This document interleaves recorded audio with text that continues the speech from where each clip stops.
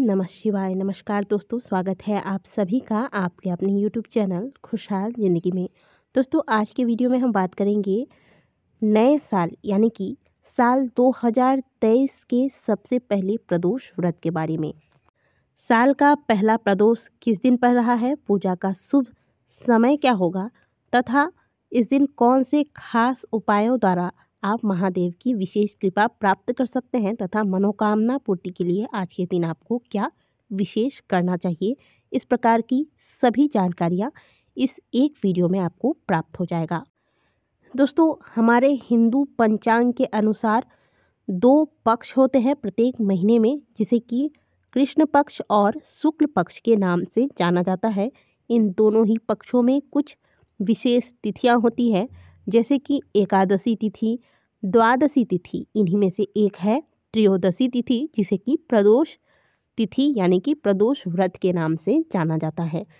अर्थात त्रयोदशी तिथि को ही प्रदोष व्रत के नाम से जाना जाता है। प्रदोष व्रत भगवान शिव को समर्पित होता है। इस दिन पूरे दिन व्रत रखकर शाम को यानी कि प्रदोष काल में महादेव की पूजा अर्चना की जाती है। यह व्रत हर महीने के दोनों ही पक्षों की त्रयोदशी तिथि को रखा जाता है।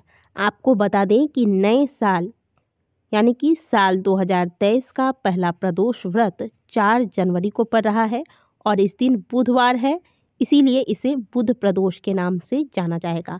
वैदिक पंचांग के मुताबिक पौष माह के शुक्ल पक्ष की त्रयोदशी तिथि 3 जनवरी मंगलवार को रात 10:02 से शुरू हो जा रही है। साथ ही यह अगले दिन 4 जनवरी दिन बुधवार को रात 12:01 पर समाप्त हो जाएगी।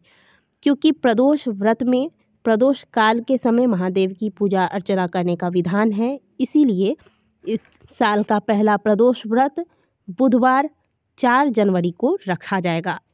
इस दिन पूजा का शुभ मुहूर्त होगा 4 जनवरी शाम 5:37 से लेकर रात्रि 8:22 तक। इस समय आप भगवान शिव की उपासना कर सकते हैं। साल के पहले प्रदोष व्रत के दिन 3 शुभ योगों की प्राप्ति हो रही है। आपको बता दें कि 4 जनवरी को सुबह से लेकर दोपहर 1:52 तक प्रीति योग बन रहा है। इसके बाद आयुष्मान योग शुरू हो रहा है और वहीं रवि योग का भी निर्माण हो रहा है, जो कि सुबह 7:07 से लेकर सुबह 9:15 तक रहेगा। शास्त्रों के अनुसार इन तीनों योगों का विशेष महत्व होता है। इन योगों में महादेव की पूजा अर्चना करने का 2 गुना फल भक्तों को प्राप्त होता है। साथ ही व्यक्ति की सभी मनोकामनाएं पूर्ण होती हैं।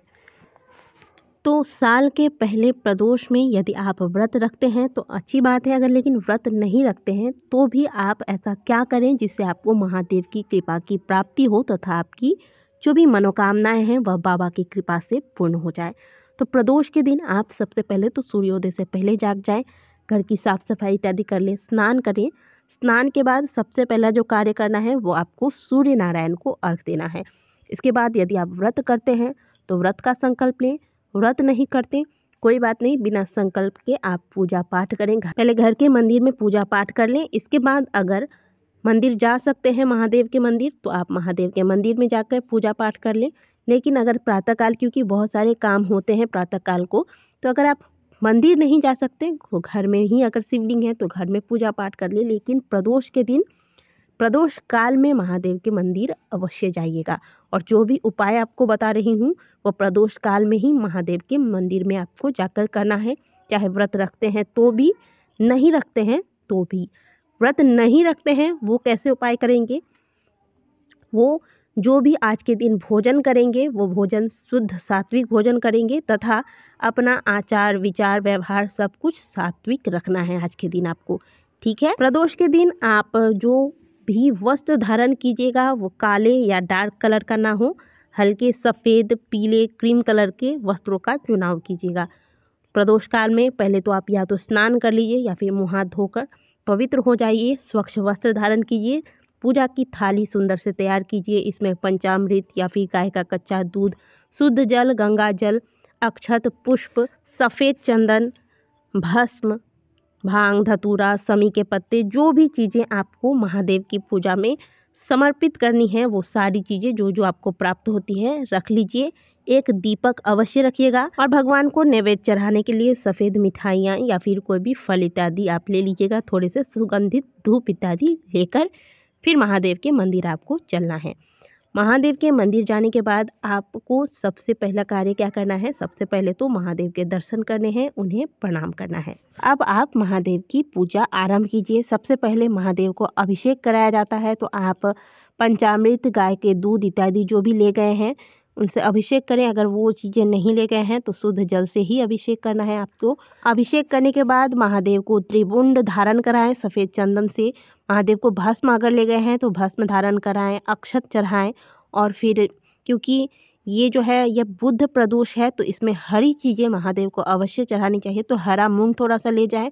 108 की संख्या में ले जा सकते हैं तो 108 की संख्या में ले जाएं, नहीं तो जितना बन सके 11, 21 जो भी थोड़ा सा आप हरा मूंग आज के दिन महादेव को अवश्य चढ़ाइएगा। विल्वपत्र से सुंदर से महादेव का श्रृंगार कीजिए। सफ़ेद पुष्प, आंकड़े के पुष्प, जो भी चीज़ें आप ले गए हैं उनसे महादेव का श्रृंगार कर दीजिए। महादेव को नैवेद्य चढ़ाइए। अब एक दीपक, चाहे तो घी का या फिर तिल के तेल का दीपक लगाएं, सुगंधित धूप दिखा दें और जो भी पूजा आप कर रहे हैं इस दौरान श्री शिवाय नमस्तुभ्यम, श्री शिवाय नमस्तुभ्यम या फिर ओम नमः शिवाय, इन मंत्रों का उच्चारण मन ही मन करते रहिएगा। अब विशेष में आपको क्या करना है इस पे बात करते हैं। देखिए, सबसे पहले हमने आपको क्या बताया कि महादेव का अभिषेक करना है। तो अगर आप पंचामृत या फिर दुग्ध अभिषेक कर रहे हैं तो उससे करिए, लेकिन इसके बाद जब आप शुद्ध जल से महादेव का अभिषेक करेंगे तो जब आप महादेव पर शुद्ध जल चढ़ाते हैं, जब अभिषेक करते हैं तो ये जो आप जल चढ़ाते हैं इस स्थान पर आप देख रहे हैं स्क्रीन पर, तो लोटे से जल चढ़ाने के बाद जो जल है महादेव के शिवलिंग से जलाधारी की तरफ से निकलकर बाहर की ओर आता है। ये जो स्थान आप देख रहे हैं यहाँ से जल बाहर की ओर आता है।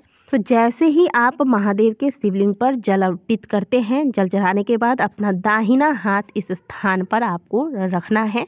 इस प्रकार से आपको अपना दाहिना हाथ यहाँ पे रख देना है और फिर श्री शिवाय नमस्तुभ्यम का ध्यान करके आपकी जो भी कामना है, चाहे व्यापार संबंधित हो, विवाह संबंधित हो, धन संबंधित हो, पढ़ाई या फिर संतान संबंधित हो, जो भी मनोकामना है महादेव के समक्ष आपको रख देनी है।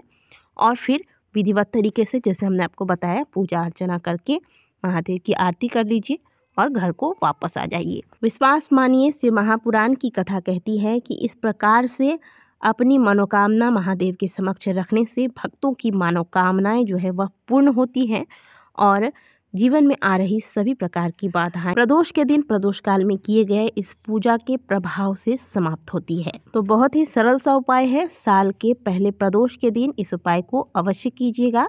आशा करते हैं कि दी गई जानकारी आपको अच्छी लगी होगी।